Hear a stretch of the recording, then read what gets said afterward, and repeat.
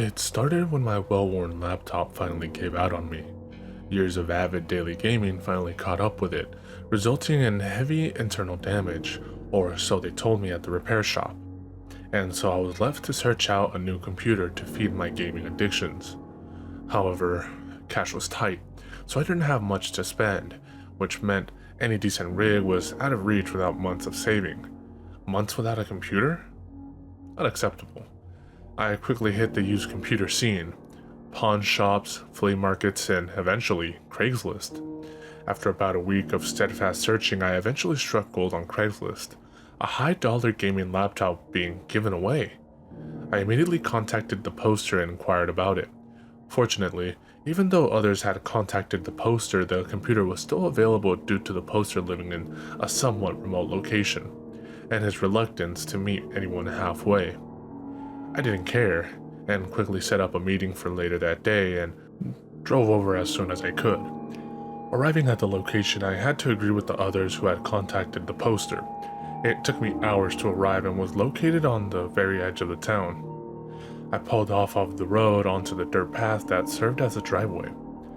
The house itself seemed to be part of a farm, although looking around it seemed the field had not been taken care of in years, heavily overgrown with grass and weeds. I parked and approached the door, but before I reached the old porch, a bearded man, perhaps in his late 50s, opened the door. I greeted him and introduced myself. He nodded and invited me in to look at his computer. Barely containing my excitement, I followed along behind him as he led me to a room towards the back of the house.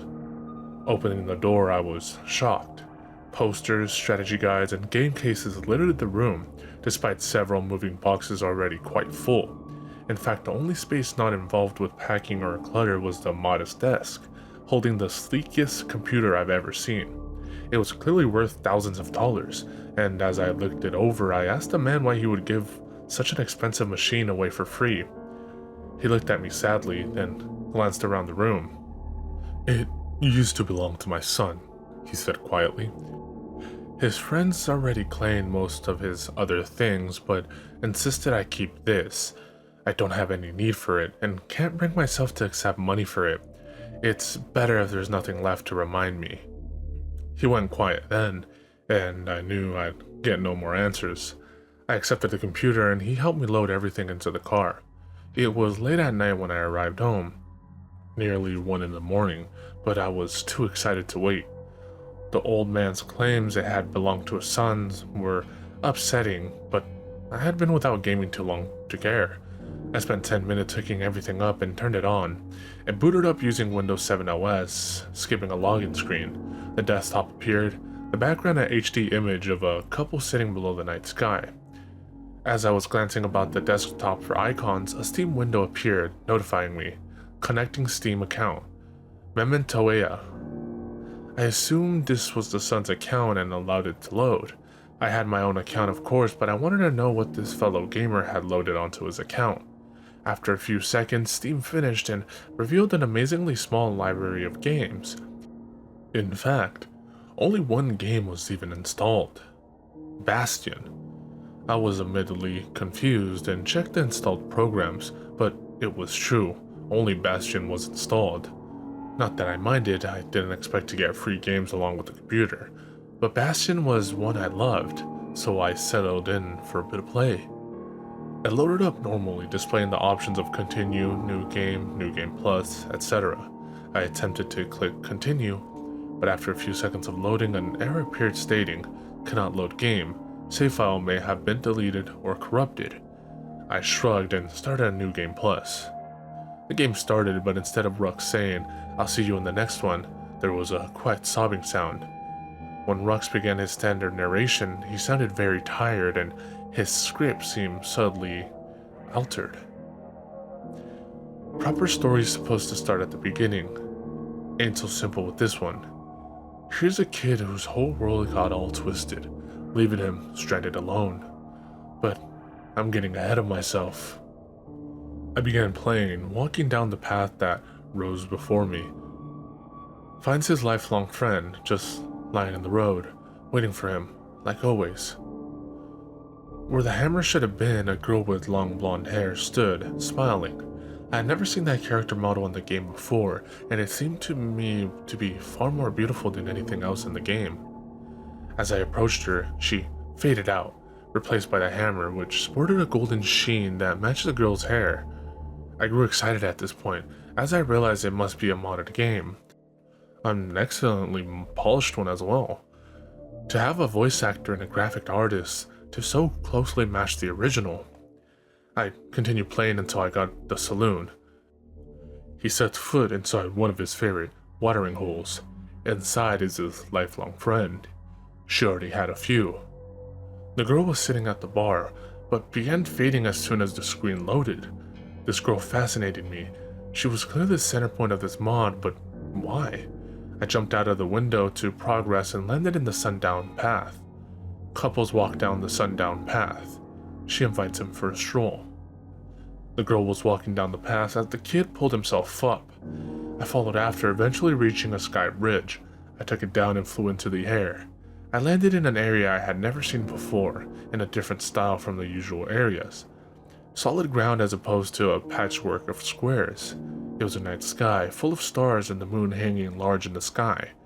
The girl was sitting on the grass, looking up at the stars. I walked over next to her and sat down, and they all lived happily ever after. The screen slowly faded to black. I smiled. That was a sort of a touching ending. Nah, just kidding. Red splash across the screen, dark and wet.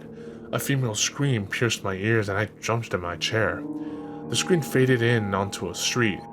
The girl lying in the middle with blood pooling around. The narrator picked up again, his voice now cruel and vicious. Finds his lifelong friend just lying in the road, waiting for him no longer. I walked over to the body and the scene changed again. It was a field, the kid standing in front of a headstone.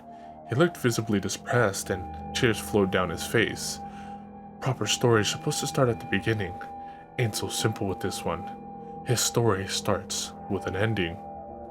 Goes to see what's left of his lifelong friend, cold and buried in the ground. Looking at the scene, it seemed familiar, but I couldn't place it. The screen faded to another scene. It was a room, very dark, lit only by the glow of a screen. The kid was barely more than a silhouette, slumped over a desk. He looked extremely depressed, and the narrator came again. Here's a kid whose whole world got all twisted, leaving him stranded alone. What's there left to do when your whole world comes undone? An option selection screen similar in style to the regular ending selection appeared, with the options continue on and surrender. I selected continue. The scene changed, and I was in the bastion at night, all buildings unlocked. I began to visit them one by one. The distillery tries to drink away the pain, but he can't drown his soul in spirits, not this time. Mori Midori acquired. The shrine curses the gods for their cruelty. They don't respond. Silver Cross acquired. The memorial. Memories just make it hurt. Hurts worse to forget though. Memory locket acquired. The lost and found. Her stuff's already been given away. He snags what he can. Hidden diary acquired. The forge. Tinkering about with toys distracts him. Not for long. Dream computer acquired. The arsenal. He lashes out at the world for a spell. Can't fight what's in your own mind though. Straight razor acquired. After visiting them all, I went to the sky bridge, only to find the bedroom again. Oddly familiar. Again, the option flashed up. Continue. Kid can't keep holding on like this forever. Continue. Can't keep fighting. Continue. It was getting harder to select now, as if some part of me couldn't keep going. Just let him go. Continue. The kid looked at me, directly at me, as if he could see me through the screen. His eyes held so much pain and suffering I almost couldn't bear it. There's only one way out now. The option screen again. Surrender. It took me to the main menu. New Game Plus had been replaced with New Game Minus. I chose it. What else could I do? From behind me, the narrator came, voice dry and raspy. Proper story's supposed to start at the beginning. Ain't so simple with this one. This story starts with an ending. I looked at the kid. He was resting on the stone bed, blood soaking it in the floor, his wrists slashed open. Here's a kid whose whole world got all twisted, leaving him stranded alone in a world without love. Lost the only thing that mattered to him. What else was there to do? The girl appeared at his bedside, frowning sadly. She began fading out as flames began appearing at the sides of the screen. The voice was a whisper now, right into my ear. He died to join her, but now he'll never see her again. I turned around quickly to look behind me, but only the darkness of my room was there, nothing more. I turned back to the monitor. Bastion had closed itself, as well as Steam. I reopened Steam, but it only opened a blank login screen, as if I had just installed it. I looked in the file directories just to make sure, but nothing was there. It was only after this that I noticed the desktop image had changed. Now a bright light shone in the sky like an aurora, and a sinister-looking shadow was cast on a far hill, as if a terror was silhouetted by fire. The spot where the couple had sat before was bare, save for a bloodstain on the grass. I quickly shut down the computer and turned on my lap before crawling into bed. I didn't sleep that night. It wasn't until much later I remembered where I saw that field in the bedroom. The field near the house, where she now rests in peace. His bedroom, where he bled from slit wrists to see her again. Both taken by that cruel, unfeeling narrator of our lives and deaths.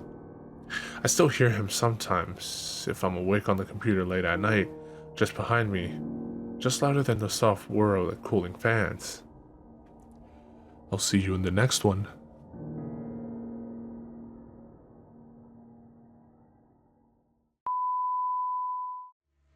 Definitely elevating for the 966. The ill suicidal libel to take titles and make vital signs benign like no cancer.